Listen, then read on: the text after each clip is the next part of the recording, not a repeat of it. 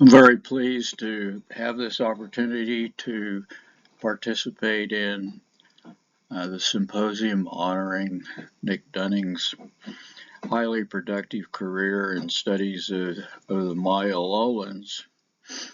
And by doing so, I want to continue a conversation that he and I had about 20 years ago and never really finished, which is I had asked him something about studying the subterranean effects of the Yucatan Peninsula on the Maya culture, and he told me I needed to study the structural geology, which sounded fascinating, but it's only kind of recently that the studies have suddenly and miraculously become available to arrive at some kind of an understanding of that. So this paper was also uh, substantially influenced by Claire Ebert's very interesting GIS study of the end of the Ajah system and the way that the collapse occurs as the this monument building shows that the collapse was proceeding in the cities across the Maya lowlands. And what she found was that the cities collapsed or were abandoned in a pretty much random fashion based on cultures around power centers. And and that reminded me of something else that I had encountered some time ago, which is that in 2000, Willie Follen and I published an article on the impact of global average temperature changes on discharge in the various river systems in the western Maya lowlands, and found something similar, that all of the river drainages have very idiosyncratic relationships to the global climate, so that you look at the Champatone River, it's mainly influenced by local anthropogenic uh, drivers such as deforestation. On the other hand, the Candelaria system is heavily influenced by changes in solar emissions, and then the Usumacinta, which is much more highly terrain diverse than either of the other two, is most influenced by trends in global warming. And here you see the multiple regression betas for these various forcing variables, and there's the trend in anthropogenic forces working on the Champatone, and there's the solar activity influencing the Candelaria for understandable reasons. And then here's the influence of global change on the Usumacinta. And so both of those studies suggest that this the study of change in the Maya lowlands has to be tackled from a point of view of multiple variables. And what I want to do in this paper is set up a multiple regression conversation, which is something that comes out of Bayesian analysis, which is that you look at the various variables that are available to be studied and assign them probabilities as you understand it at the moment. which is, in this case, I assigned probabilities based on whether they were quantifiable or not, or potentially quantifiable. And of course, one of these is the structural geology of the Yucatan Peninsula, which is very interesting and very complicated and requires a lot of attention.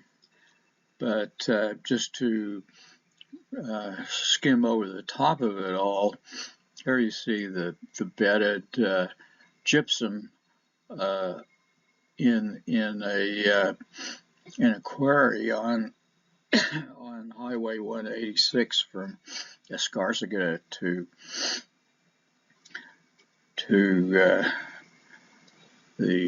across the peninsula, and I'm guessing that this is the Mesozoic bedding of the deposits, and then up here this would be the KT boundary and the rubble that was scattered over the peninsula by the Chicxulub impactor. And this is a map that Gene Perry prepared, and as you can see, there's quite a few of these quarries around halfway between Escarcega and Chetumal Bay, but they're densest right around in here, and that of course reflects the accessibility of deposits that commercial enterprises are interested in. And that greatest density is north of the El Laberinto, Bajo, and Calakmul. So I'm sort of thinking that the El Laberinto Bajo is a geological boundary between the more accessible circumstances to the south, which includes El Mirador and Zabal and those very early cities, and the later ones such as Chuktoon, recently studied by Ivan Shpatsik, and we will get into those, how that influences the what I'll call hyper-urbanization, which hyper-urbanization I'm thinking of as a sliding scale that just depends on what the local carrying capacity is, and the carrying capacity is very high as you get down toward the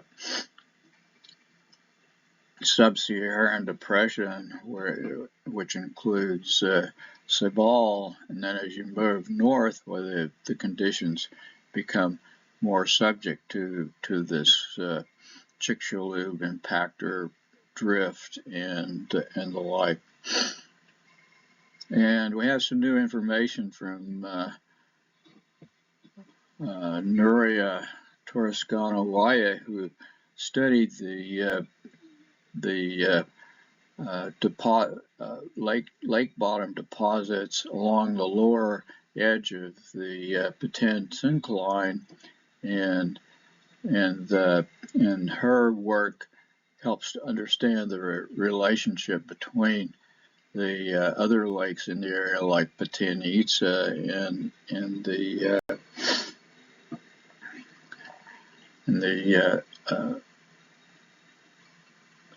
lake by Coba. And so that's one thing to consider. And so how do these structural geological influences influence the evolution of urbanism in the Maya lowlands? And like I mentioned, along the Usumacinta River here and in the Lake District, which are a subterranean or sub-Saharan depression, they're very early. I think Enamada has first urbanization at Suball dated to about 850 BCE, and then the urbanization moves northward from there to Nok Bay in the middle Preclassic and El Mirador in the late Preclassic, basically, and then it kind of stops at the El Laberinto Bajo, and really for a long time, a millennium. And then with the coming of the Canul dynasty to Calakmul, then things pick up, because by then they had developed all kinds of very sophisticated means of storing water in reservoirs and chultuns, and so they could build cities on hills or on the Chicxulub rubble. And of course, the lifespan of these cities is very short. It's confined to the late Classic. Here's Yvonne's surface collection of sherds from the periods, and there's very few sherds before the late Classic. Even in the early Classic, the numbers are not great, and then they go up by a factor of 10 with the late Classic, and then drop back to virtually nothing in the subsequent period subsequent to the late Classic. So that's two variables, and I need to get to these. Well, anyway, there were two. There was a second table there, which basically shows the assignation of probabilities to these variables. One is the two of them are very quantifiable, or have already been quantifiable greatly, and that's the hyperurbanization thing, and the Chultun quantification that we just looked at is very important, and so I'm assigning 80% probability that those made contributions to the conditions that followed the late Classic folding into the terminal Classic, to the terminal Classic period, and finally into the post-Classic. Same for the clustered collapse scheme that Claire has offered. And there are a couple of other variables that I think have potential to be quantifiable. So I'm just assigning them a 70% probability of contributing to this transitional transition from the late Classic to the post-Classic. One of them is Simon Martin's 810 decision that he believes that there might have been some sort of an institutional decision around 810 to give up on the interior cities project, and supposedly I suppose that means that the elites would have made their way to the coastal cities and taken over commerce there. And then in the writing of the Out of the Ash book that we've been working on, not only do you have the new information on climate change from Nuria, but also I think that the way that the cooling following the AD 536 late antique little ice age would have changed the winds, prevailing winds, and so that's reasonably quantifiable. And something that just kind of occurred to me while I was working on this is that there's a military, may have been a reduction in the military reach of that time. And if you combine all of these probabilities, they give you a very high probability that they, as a combination, contributed to the transformation from late classic to post classic. And there's this very low but interesting fragmented possibility of fragmented order. That would be the terminal classic and period of encapsulations. The process pretty much discounts the idea that they would have continued on with interior cities.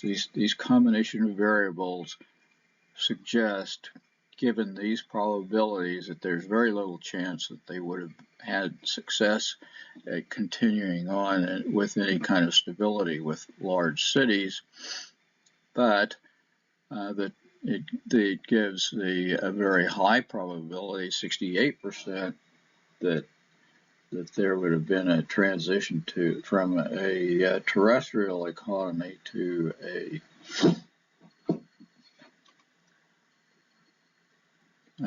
maritime economy.